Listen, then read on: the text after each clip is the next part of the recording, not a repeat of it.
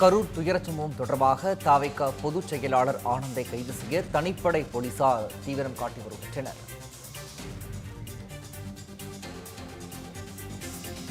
மூன்று தனிப்படையினர் சென்னை, ஏற்காடு, மலை கிராமங்கள் உள்ளிட்ட பகுதிகளில் ஆனந்தை தேடி வருகின்றனர்.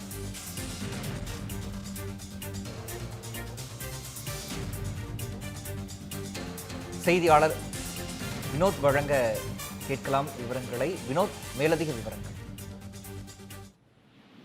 வணக்கம் பிரகாஷ்.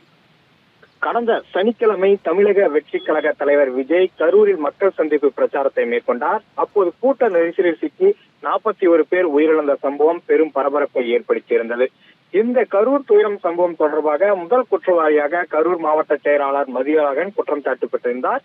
இந்த நிலையில்தான் நேற்று மாவட்ட செயலாளர் மதியழகன் உட்பட மற்றொருவர் கைது செய்யப்பட்டு சிறையில் என்பது அடைக்கப்பட்டிருக்கிறார்கள்.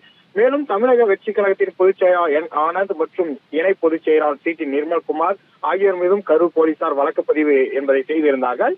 இந்த நிலையில்தான் அவர்களை பிடிக்க ஏற்கனவே 5 தனிப்படைகள் என்பது அமைக்கப்பட்டிருந்தது.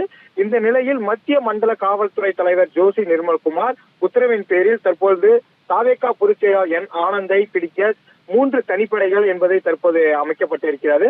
அதில் ஒரு தனிப்படை சென்னை பகுதியிலும், மற்றொரு குழு ஏற்காடு மலைப்பகுதி கிராமங்களிலும், மேலும் ஒரு குழு இதர பகுதியிலும் தீவிர தேடுதல் வேட்டைகளில் இறங்கியிருப்பதாக தகவலானது வெளியாகி இருக்கிறது.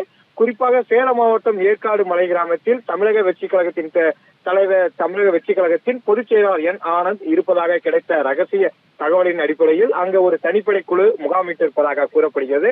அது மட்டும் இல்லாமல் என் ஆனந்த் மற்றும் சி டி நிர்மல்குமார் ஆகியோர் முன் ஜாமீன் கேட்டு மனு மீதான விசாரணை சென்னை உயர்நீதிமன்ற மதுரை கிளையில் வருகின்ற 3ஆம் தேதி விசாரணைக்கு எடுத்துக்கொள்ள இருப்பதாகவும் தகவல்கள் வெளியாகி இருக்கிறது. இந்த நிலையில்தான் தமிழக வெற்றி கழகத்தின் பொதுச் செயலாளர் புஷ்யானந்தை கைது செய்வதற்காக 3 தனிப்படைகள் தற்போது விரைந்திருக்கிறார்கள். பிரகாஷ், விவரங்களை வழங்கியமைக்கு நன்றி வினோத்.